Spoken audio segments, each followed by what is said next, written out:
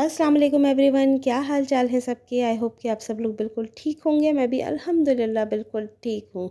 तो जी इस रमज़ान दीजिए अपने बोरिंग समोसे को एक नया लुक। तो पोटैटो समोसा रिंग्स। तो चलिए जी आज की रेसिपी की तरफ चलते हैं। चलिए शुरू करते हैं अल्लाह ताला के बाबरकत नाम से जो बहुत मेहरबान नहायत रहम करने वाला है। सबसे पहले हम फिलिंग तैयार करेंगे, जिसके लिए यहाँ पर मैंने चूल्हे पर एक पैन चढ़ा दिया है। इसमें मैं ऐड करूँगी तकरीबन 2 टेबलस्पून के करीब ऑयल। और जब ऑयल गर्म हो जाएगा तो उसमें मैं डालूँगी हाफ़ टी स्पून सफ़ेद ज़ीरा और साथ में हाफ़ टी स्पून के करीब ही राई।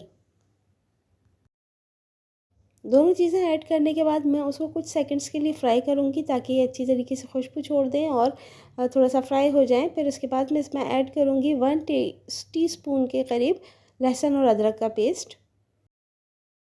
लहसुन अदरक की पेस्ट को थोड़ी देर के लिए भूनेंगे और भूनने के बाद इसमें मैं ऐड कर दूँगी, मैंने यहाँ 3 आलू लिए थे दरमियाने साइज़ के और उनको बॉईल करके बहुत अच्छी तरीके से मैश कर लिया है। अब वो मैं यहाँ पर ऐड कर दूँगी और इसको अच्छी तरीके से मिक्स कर लूँगी।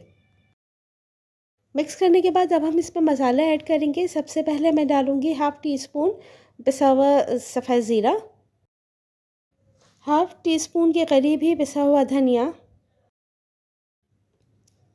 कुटी हुई मिर्चें, थोड़ी सी हल्दी और टेस्ट के हिसाब से नमक मैं ऐड कर दूँगी। ये तमाम स्पाइसेस डाल के हमने इसको बहुत अच्छे तरीके से भूनना है, अच्छी तरीके से मिक्स करना है ताकि ये सारे मसाले और आलू मिलके एक जान हो जाएं और उसमें से फ्लेवर सारे मिक्स हो जाएं। इसको अच्छी तरीके से मिक्स करने के बाद अब मैं इसमें एक दरमियाने साइज़ की प्याज लूँगी, उसको बहुत बारीक चॉप कर लिया है, वो मैं ऐड कर दूँगी। अब हम इसको अच्छी तरीके से प्याज डाल के मिक्स कर लेंगे। जब आलूओं को बॉईल किए हुए हम पकाते हैं, इस तरीके से फ्राई करते हैं तो वो थोड़े से सॉफ्ट होना शुरू हो जाते हैं और हमें इस बैटर को सॉफ्ट नहीं होना, इस फिलिंग को सॉफ्ट नहीं होने देना। उसके लिए यहाँ पर मैं ऐड करूँगी 1 टेबलस्पून भर के बेसन। बेसन का अपना बहुत अच्छा फ्लेवर और बहुत अच्छी खुशबू आती है इसमें। दूसरा ये थोड़ा-सा बाइंडिंग एजेंट का काम भी करता है और ये आलू बहुत सॉफ्ट नहीं रहते। तो इस तरीके से इसको मिक्स कर लेना है बेसन डाल के भी, ताकि बेसन का कच्चापन हल्का सा निकल जाए। अब एंड में मैं यहाँ पर ऐड कर दूँगी बहुत सारा कटा हुआ हरा धनिया और थोड़ी सी हरी मिर्च बारीक चॉप की हुई और उसको डालकर बहुत अच्छे तरीके से मिक्स कर लेना है।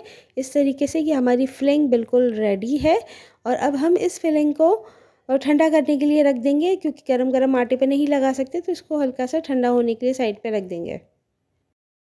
जब तक हमारी फिलिंग रेडी हो रही है उस वक्त तक हम आटा अपना गूँध लेते हैं।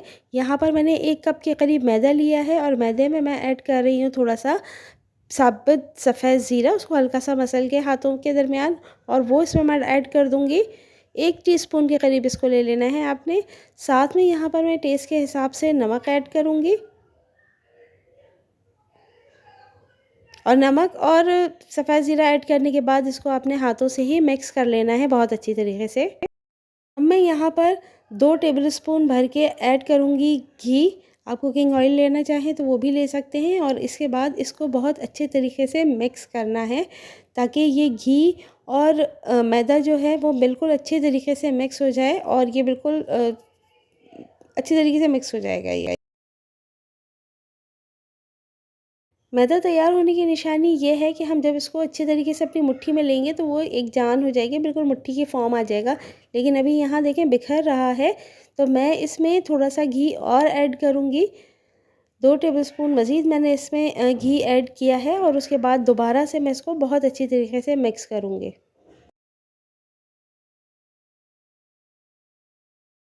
इसको अच्छी तरीके से जब मिक्स कर लेंगे, मिक्स करने के बाद ये दोबारा से देखिए मैं मुट्ठी बना के चेक कर रही हूँ, तो अब ये बिल्कुल एक मुट्ठी की शक्ल ले रहा है। इस मीन्स कि अब ये तैयार है। अब हम इसको थोड़ा-थोड़ा सा पानी डालकर गूँध लेंगे। मैदा यहाँ गूँध के मैंने तैयार कर लिया है। अब ये तैयार हो गया है। अब मैं इसको रख दूँगी तकरीबन 15 से 20 मिनट के लिए, ताकि ये अच्छी तरीके से रेस्ट कर ले। तो अब ये मैदा हमारा रेस्ट कर चुका है। यहाँ मैंने थोड़ा-सा मैदा ले लिया है और उसका एक छोटा-सा पेड़ा बना लिया है और पेड़ा बनाने के बाद मैं इसको बेल लूँगी। बहुत ज़्यादा बारीक भी नहीं बेलना और बहुत ज़्यादा मोटा भी नहीं होना चाहिए। इसको मीडियम साइज़ का बेल लेंगे।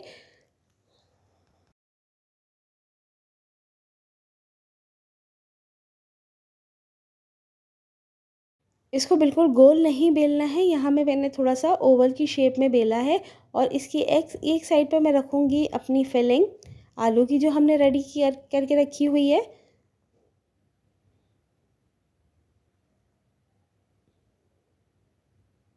इस तरीके से एक साइड पे बिल्कुल हमने फिलिंग लगा देनी है, बहुत ज़्यादा भी नहीं होनी चाहिए और बहुत कम भी नहीं होनी चाहिए। उसके बाद इसको हम पानी लगाएंगे और उसको फोल्ड करना शुरू करेंगे। हल्का सा एक फोल्ड दिया है। उसके बाद इसमें साइड्स पे हम थोड़ा सा पानी लगा देंगे ताकि ये सील हो जाए। जब ये सील हो जाएगी, अब हमने ले लेनी है और अब हम इसकी पतली पतली स्ट्रिप्स काटनी शुरू कर देंगे, वो पोर्शन जो पोर्शन खुला हुआ रह गया है। अब इसमें हमने इस तरीके से पतली पतली सी स्ट्रिप्स काट लेनी है। मूव इसको बिल्कुल भी नहीं करना है, हिलाना नहीं है अपनी जगह से।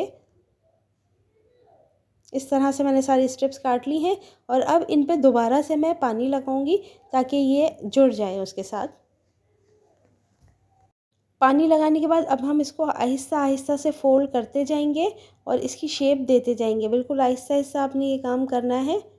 इस तरीके से इसकी बिल्कुल शेप हो गई है और उसके बाद इसको गोल करके यहाँ से कॉर्नर हम अपने इसको जॉइंट कर देंगे ताकि ये खुले ना और इसके अंदर से मटेरियल हमारा बाहर ना आए और ये हमारा रिंग रेडी है।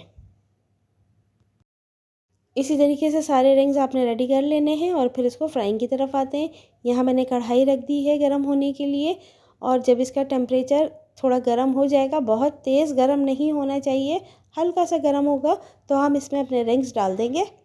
और रिंग्स डालने के बाद इसको हमने स्लो फ्लेम पर हल्का हल्का सा पकाना है ताकि ये अच्छी तरीके से गल जाए, क्योंकि अंदर से मैदा कच्चा होगा। अगर हम इसको तेज़ आंच पर डाल देंगे तो कलर तो ऊपर आ जाएगा लेकिन अंदर से ये कच्चा रह जाएगा। तो इस तरीके से इसको बहुत स्लो फ्लेम पे हमने पकाना है, आहिस्ता आहिस्ता पकता रहेगा। इस तरीके से अंदर से पक भी जाएगा और बहुत खस्ता आपका रिंग बनेगा। जब तक ये रिंग्स फ्राई हो रहे हैं तो वीडियो को लाइक कीजिए और अगर चैनल पर नए हैं तो सब्सक्राइब कीजिए और बेल आइकन प्रेस करना बिल्कुल ना भूलिए ताकि मेरी आने वाली वीडियो के आपको नोटिफिकेशंस मिलते रहें।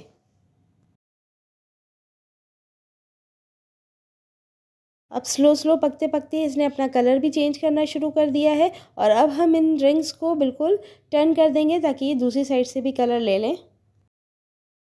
अभी आप देख सकते हैं कि हमारे रिंग्स तकरीबन कलर आ चुका है, इन पे काफ़ी टाइम हो गया इनको पकते हुए। अब मैं इसको निकाल लूँगी, स्ट्रेनर में ही हमने निकालना है ताकि इसका जो एक्सेस ऑयल है वो भी ड्रेन होता रहे और ये ठंडे भी होते रहे, इसकी हीट निकले ताकि कुकिंग इसकी स्टॉप हो जाए। आई होप कि आपको मेरी आज की रेसिपी पसंद आई होगी। रेसिपी पसंद आई है तो लाइक और शेयर करना बिल्कुल भी ना भूलिए। दुआओं में याद रखिएगा। इजाज़त चाहती हूँ इस दुआ के साथ कि अल्लाह ताला इसी तरीके से हमारे दस्तरख़्वान पर अपनी रहमतें और बरकतें नाज़िल फरमाए। आमीन सुम आमीन।